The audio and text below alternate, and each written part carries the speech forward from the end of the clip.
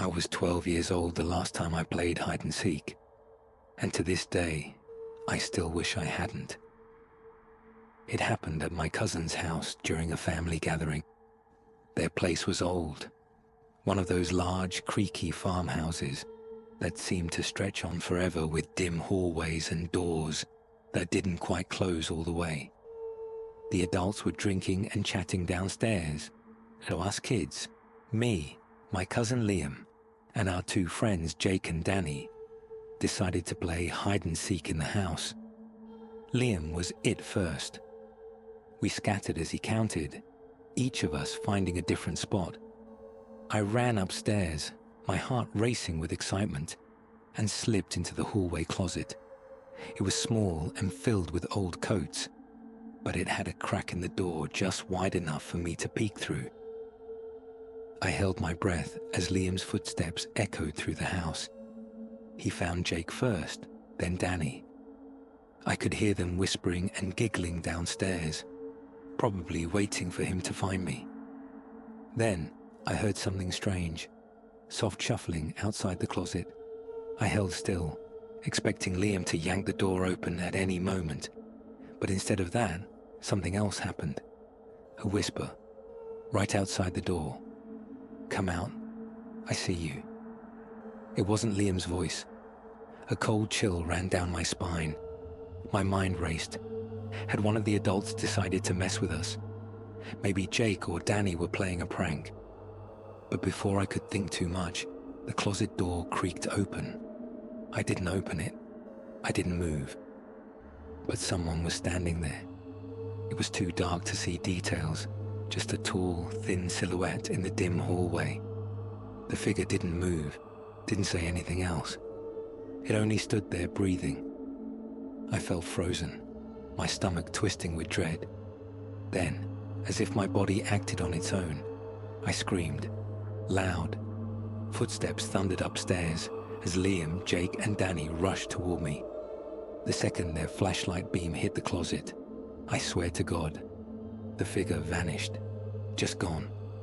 I scrambled out, shaking, gasping for air. "What happened?"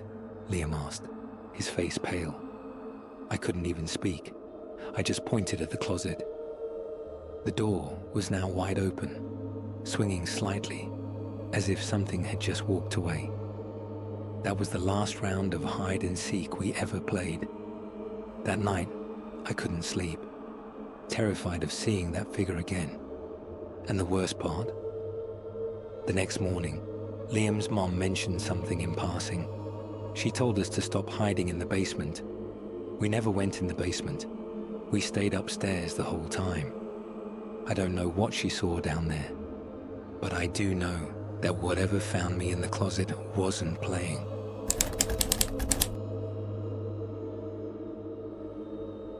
When I was 11, my family moved into an old house on the edge of a dense forest. The house had been abandoned for years before we bought it, and something about it always felt wrong.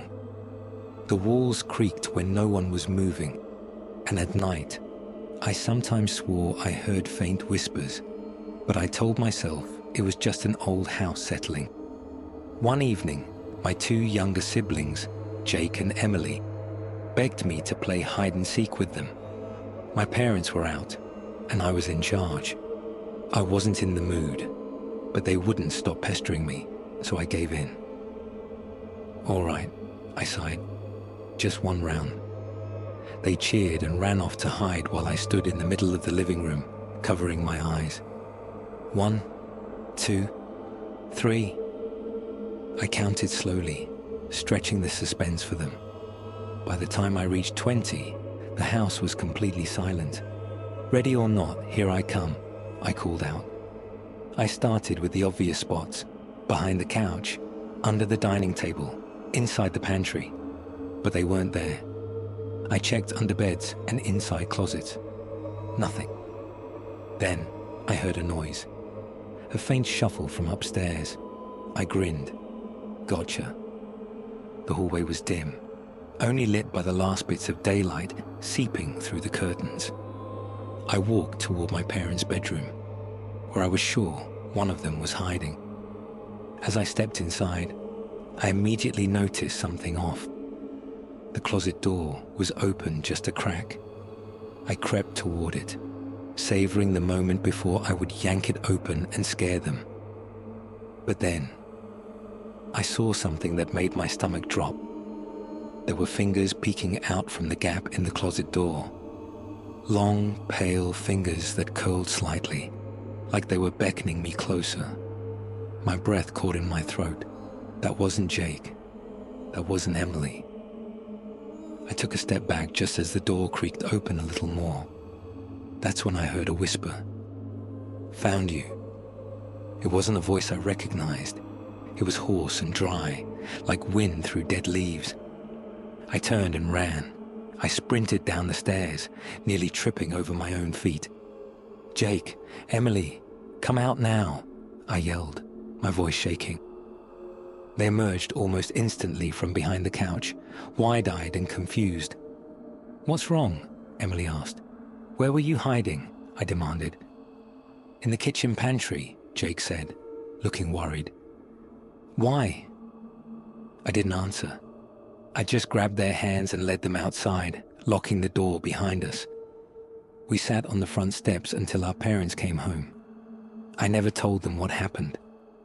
I didn't even tell Jake and Emily, but I knew what I saw, and I knew that whatever had whispered to me was still in that house.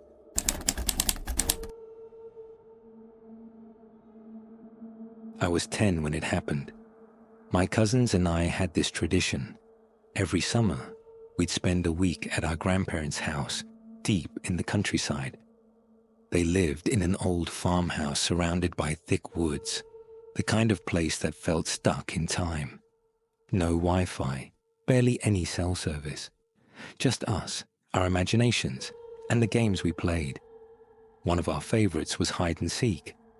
Their house had endless places to hide, creaky wardrobes, dusty attics, and a basement that none of us ever dared to use.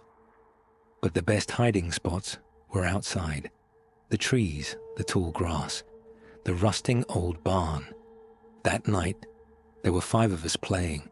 Me, my older cousin Jake, his little sister Emily, and the twins, Sam and Sophie. It was already late, but the grown-ups were inside, distracted with wine and card games. Jake was it, and as soon as he started counting, we scattered into the night. I ran for the barn. I knew it was risky. Grandpa had warned us 1,000 times not to play in there. "It's not safe," he always said. But I figured if I didn't go inside, just hid around it, I'd be fine. I slipped behind the barn, where the moon barely reached. The wood was rotting. The air smelled of rust and mildew. There was a small, broken window near the back, and for some reason, I peeked inside. It was pitch black, but then, movement. At first, I thought it was just my reflection in the glass, but no. Something shifted in the darkness.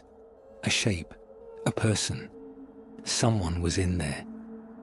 My breath caught in my throat. None of us would have gone inside. We were too scared of Grandpa's warnings. My first thought was a squatter, maybe some drifter using the barn for shelter. But then they moved closer, and the dim light from outside caught them just enough. It wasn't a man. It was a kid. I stepped back, heart pounding. Was it one of my cousins? Had someone else come in here to hide? But as I looked closer, I realized something was off. The kid was facing me, standing completely still, their head slightly tilted. I couldn't make out any features, just a dark outline of a body too thin, too stiff. Then, in a slow, jerky motion, they lifted one hand and pointed directly at me. I ran. I didn't look back. I sprinted to the house, bursting through the door, gasping for breath. My cousins stared at me, confused. "You okay?" Jake asked. I turned back toward the barn.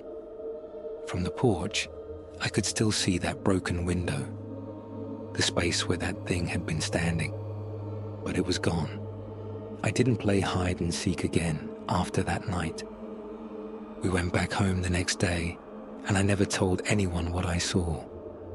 Years later, I asked my grandma about the barn. She got quiet, then told me something that still chills me to this day. A long time ago, before my grandparents bought the house, a boy had gone missing in those woods. They searched for weeks, but he was never found. The last place he was seen, the barn,